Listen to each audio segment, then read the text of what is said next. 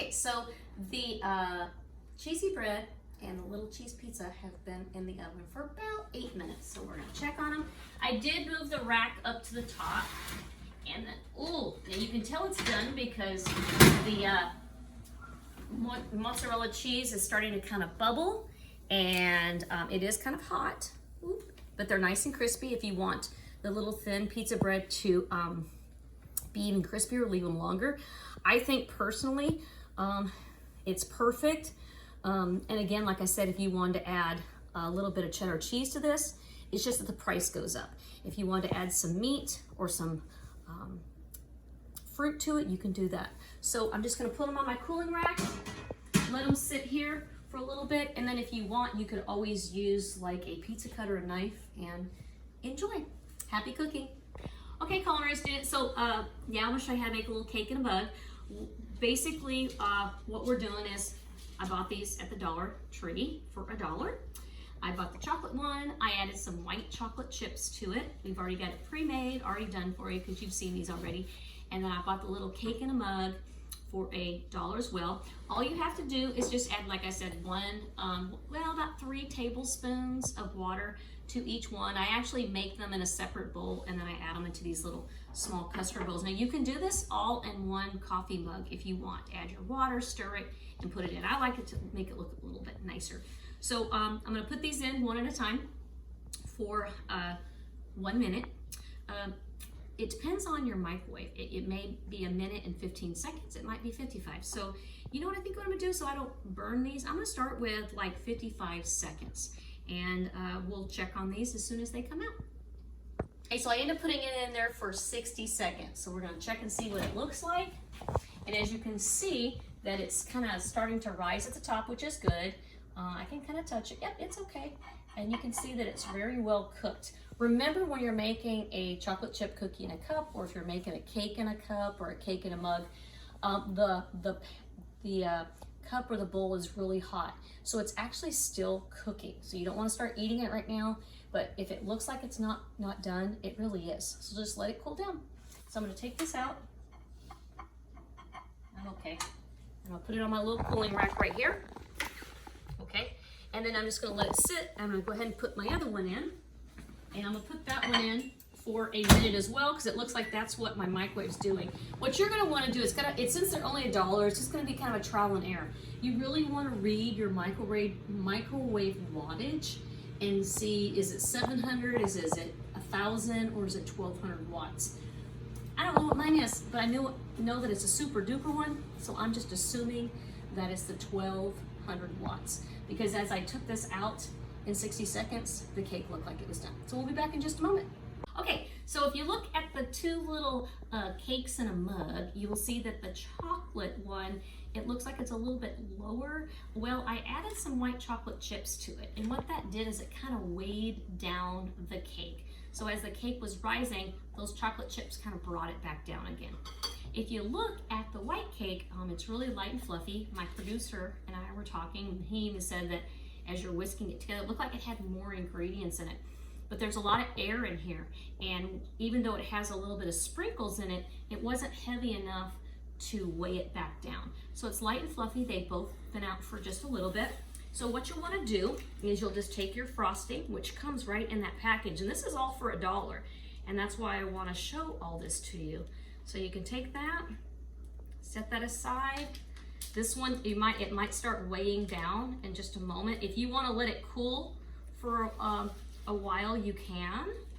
Otherwise, if you want to eat it warm, which a lot of people like warm cake. I grew up eating warm cake. What you want to do is take your little rubber scraper or a knife and just start from the middle and just kind of spread it around. It doesn't have to go all the way to the end of the edge if you don't want. And then you can just let that cool, or you can just eat it. I'm going to use the other side of my rubber scraper this time, so I might get a little bit of white in here, and that's okay. Spread that around. The warmth of the cake is what's actually spreading the frosting, and it actually looks pretty with a little bit of this white frosting in there.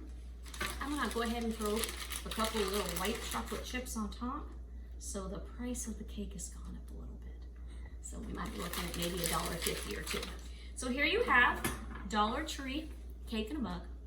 Enjoy. morning, students. It's Miss Hamilton. So today I'm going to make really quick, kind of like a version of Rice Krispie treats. I bought this at the dollar store.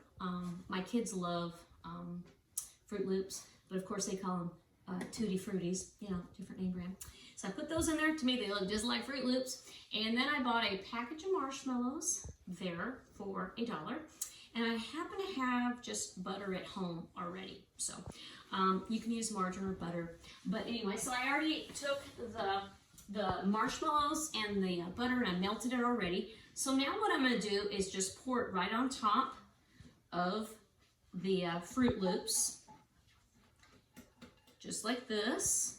Okay, and then what we're going to be doing is folding in. And like I said, a lot of you already know how to do this, but I wanted to show you that you can actually make you know, you can actually make this instead of using Rice Krispie treats. So you just want to kind of fold this in really well. You want to, and folding in, remember, you want to dig at the bottom because all the marshmallow and the butter is wanting to go to the bottom of the bowl.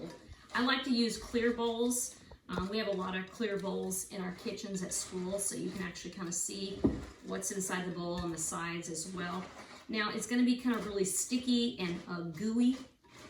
Probably could have had a little bit more Fruit Loops, but this is all the package it came with in the box. And then if it looks like it's really sticky like this, if you have something extra at home that you could use, add more cereal, you can. Okay, so now what I'm going to do is this is really going to be sticky and gooey. I'm going to attempt to get my hands with the butter or some spray on it and then put them right on top of my tray. Now, before I do that, I'm gonna let them sit for a second. If you wanna look over here to your left, I actually had some marshmallows. I bought an extra package and I already pre-made them, and I had some leftover cereal that my son likes to eat. And what I did was when they were coming out of from the heat here, I was having a hard time forming them into like a ball. So I just used a spoon and I just kind of scooped them on there, and I've been letting them sit for a good hour. So let's go ahead and check these out. You can see now they're still kind of sticky, but they all hold together. So they're gonna be nice and sticky and gooey, but they're gonna be awesome. Kind of like a Rice Krispie treat, okay? So we'll attempt, let me go ahead and spray, and I can just spray right on top of here. It's no big deal, okay? Just like that. And then I'm gonna try to get, and they're still kind of warm. So instead of making a dough ball, we're just gonna go ahead and kind of plop them on here. I think personally, if you had a little extra cereal, that would probably work really well. Just set them right on there, because I don't think they're really gonna form into like a dough ball right now, because I really needed more cereal on here, okay? So I'm gonna continue doing this and I'll be right back. Okay, so we've got the little Fruit Loops all put together. I can definitely tell that this little box right here doesn't really match up to the package that you buy at the Dollar Tree. So in order to make this not so gooey, if you don't like them as gooey, I would probably buy 2 boxes there and just 1 package of marshmallows. But they look good. Hopefully everyone's gonna like them, and they're just like little, you know, Fruit Loop treats instead. So enjoy, and happy cooking.